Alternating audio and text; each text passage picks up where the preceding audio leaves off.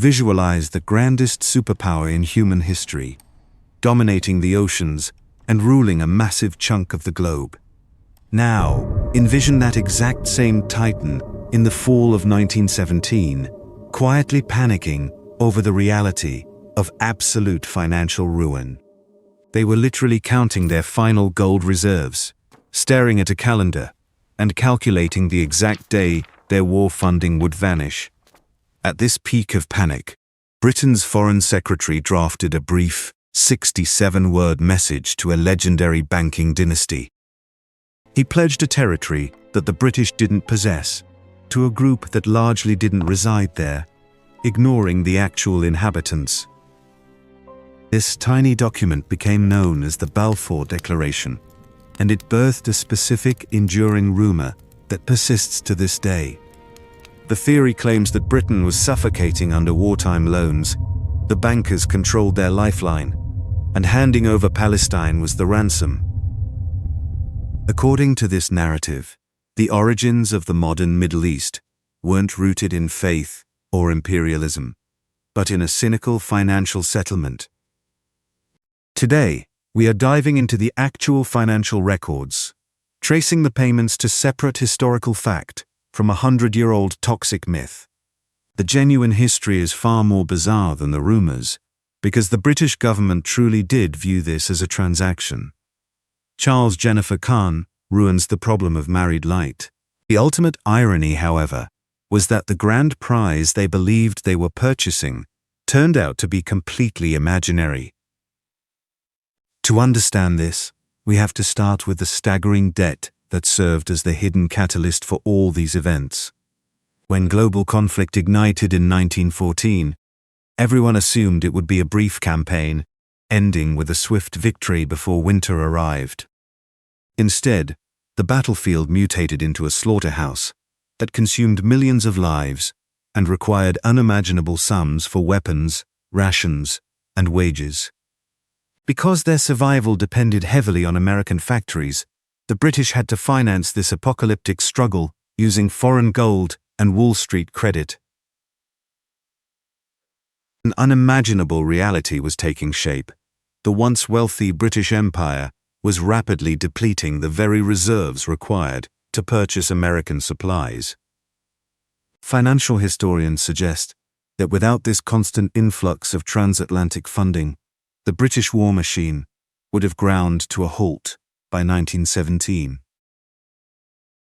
At the center of this financial web sat J.P. Morgan and Company, which facilitated over $3 billion in wartime acquisitions for the Allies.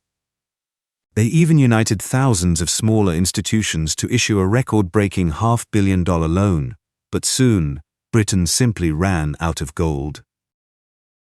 To keep the weapons flowing, Morgan essentially opened a colossal line of credit, which soared to an unpayable $400 million. As one scholar bluntly noted, when the crisis came, it was Morgan as much as Britain that needed rescuing.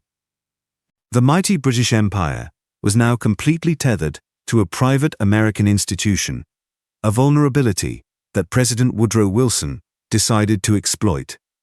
In late 1916, Wilson sent a shockwave through London by quietly instructing American financiers to halt all loans to Europe's warring nations. His goal was to leverage America's immense wealth to force a peace treaty, leaving Britain's vital supply lines teetering on the brink of ruin. The kingdom was no longer just concerned.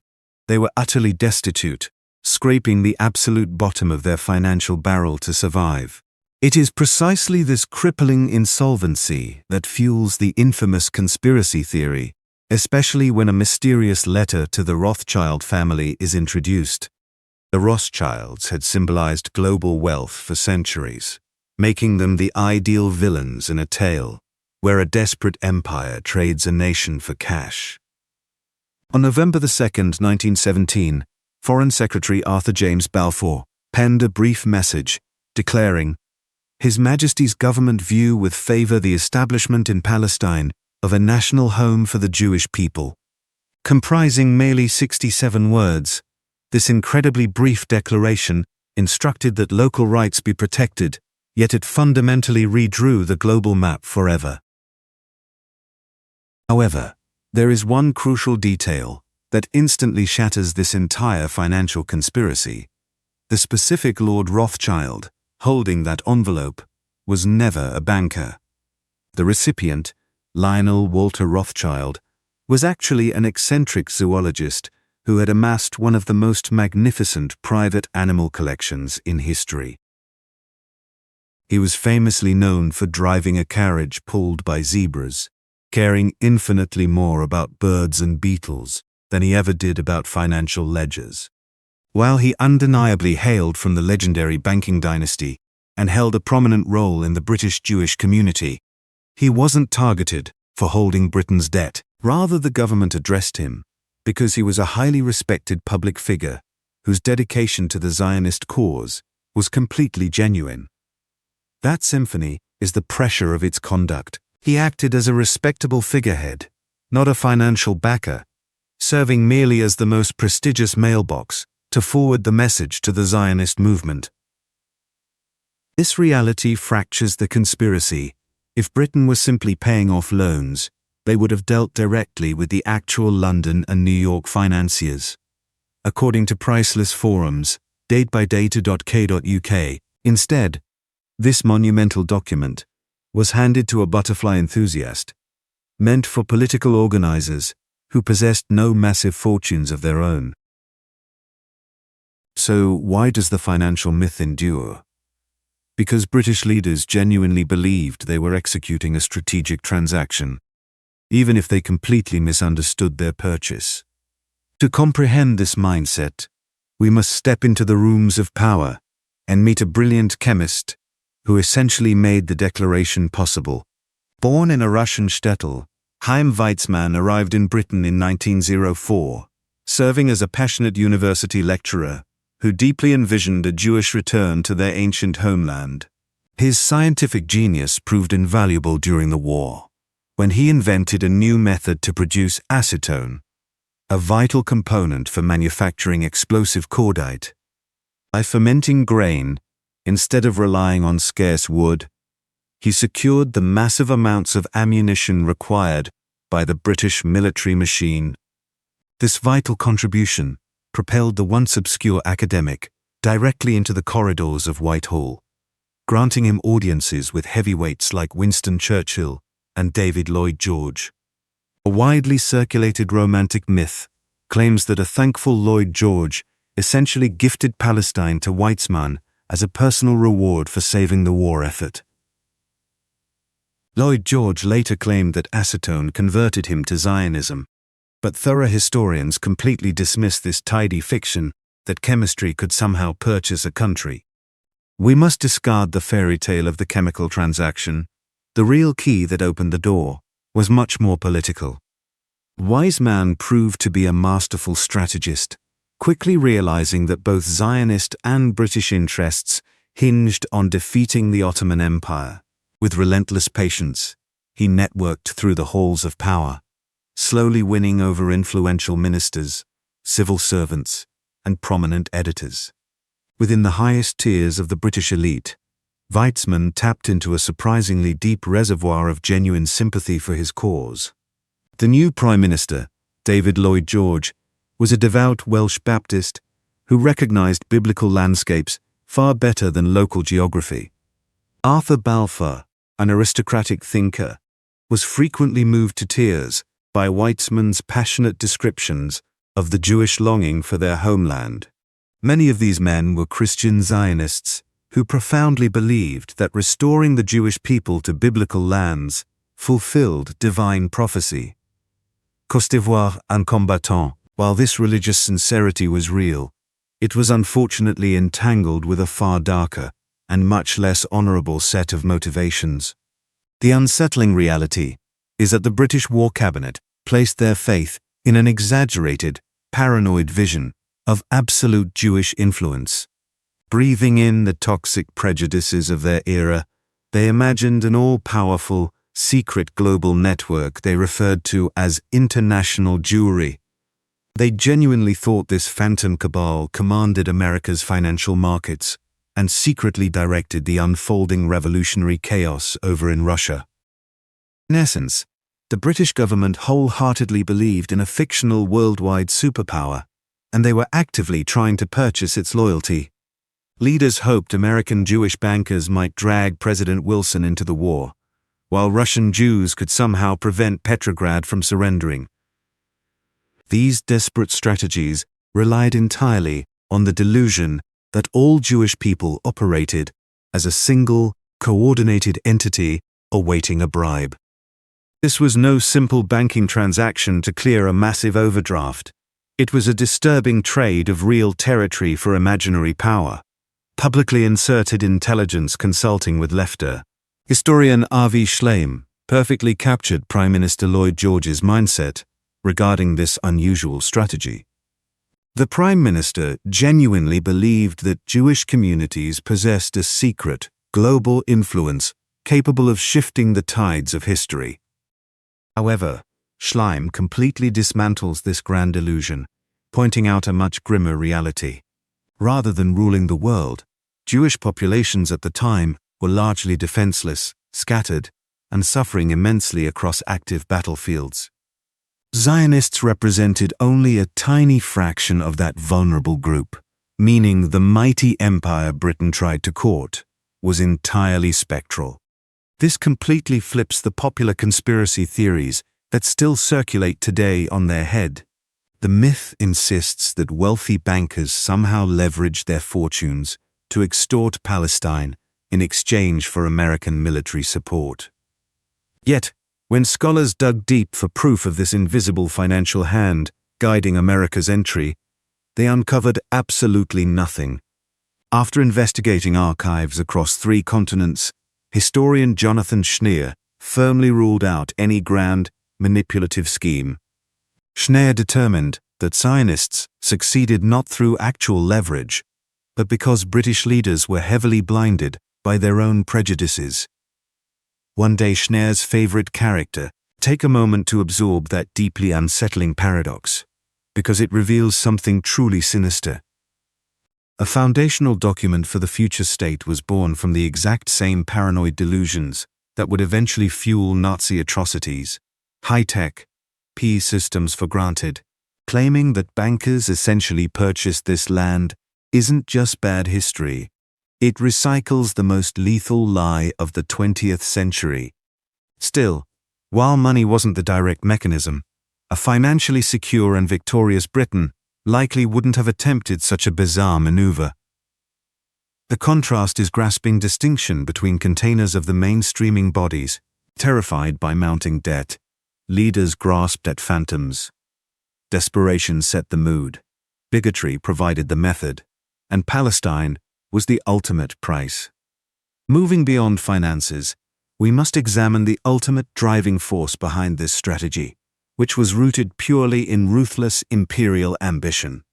England simply coveted Palestinian territory. They craved this terrain not to secure a sanctuary for any specific people, but to control a vital waterway winding through Egypt's sands, the Suez Canal. This waterway functioned as the empire's lifeblood, providing a massive shortcut to India and sparing ships the grueling voyage around the entire African continent.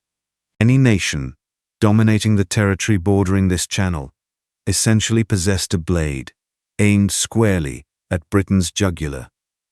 Palestine bordered this vulnerable entryway, serving as a critical buffer that Arthur Balfour famously referred to as the empire's extraordinarily fragile focal point. Yet, a massive complication loomed over this geography, as the Crown had spent the conflict handing out territorial IOUs it could never actually fulfill. Through secret correspondence with Arab leaders, British officials had initially baited them with the dream of an autonomous Arab state in exchange for rebelling against the Ottomans.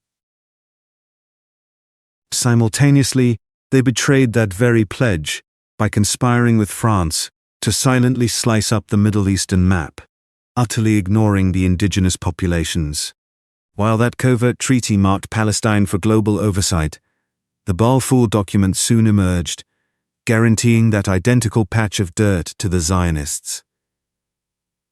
That meant 3 mutually exclusive pledges were issued to the Arabs, the French, and Jewish leaders, all regarding the exact same territory within 24 months. Adding a third irreconcilable vow to this mess was a deliberate tactic to feed Britain's voracious expansionist desires and secure their eastern assets. By sheltering an appreciative Jewish society in the region, the Crown envisioned a steadfast garrison defending the Suez from potential French or adversarial encroachment. A subsequent Jerusalem official starkly articulated this cynical goal, desiring an obedient local faction to secure British dominance amidst swelling, antagonistic Arab movements. Thus, the infamous decree wasn't merely pandering to an imagined cabal. It was a physical stake in the ground to protect the empire's most crucial gateway. Compounding this imperial greed was sheer paranoia, as rumors swirled that German diplomats were courting the Zionists, sparking a frantic race to win their allegiance first.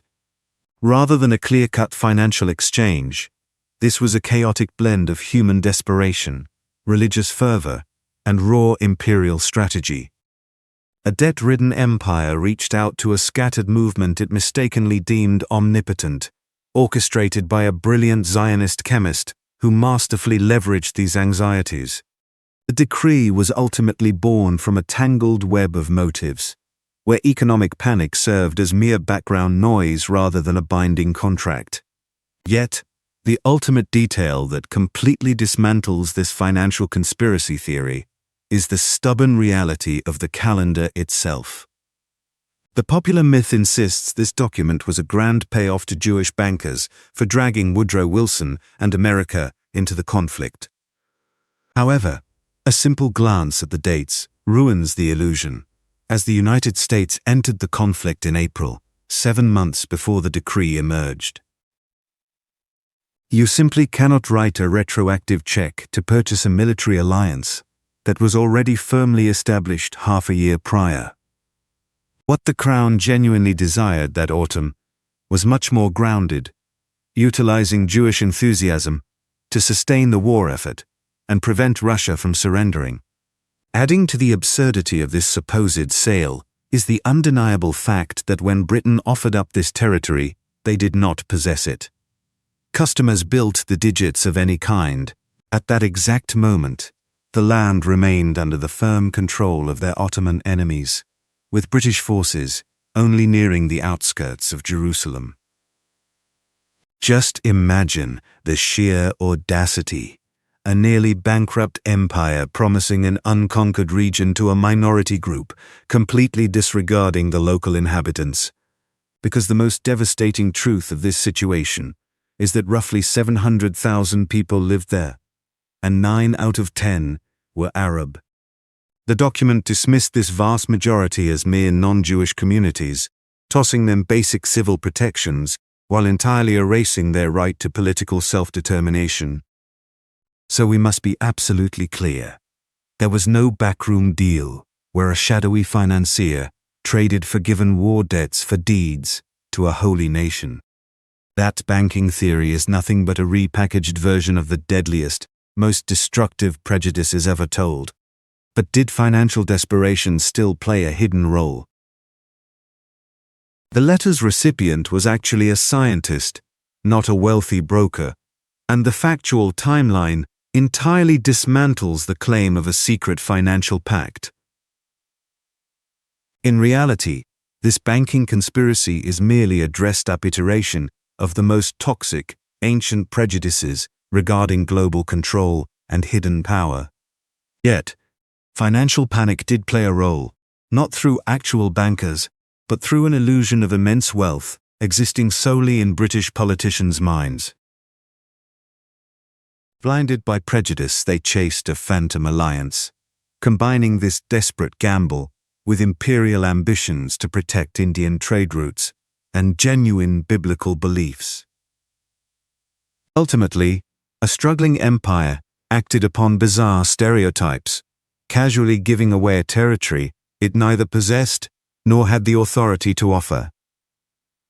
In doing so, they ignited a fierce, enduring conflict as their tangled, conflicting promises to various groups solidified into the post-war mandate for Palestine. For the next 30 years, the British struggled to rule under the weight of these impossible commitments, watching as local tensions erupted into outright war.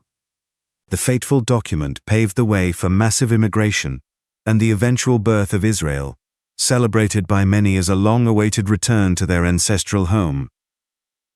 Conversely, it is deeply mourned by Palestinians as the catastrophic moment, a distant empire erased their future with a single pen stroke, beginning a legacy of dispossession. Today, the bitter divide remains, with both sides still clashing over those 67 fateful words penned by a financially terrified empire back in 1917. Ironically, the crippling war debt that triggered this panic never disappeared. It plagued Britain for decades and ultimately shifted global financial dominance across the Atlantic.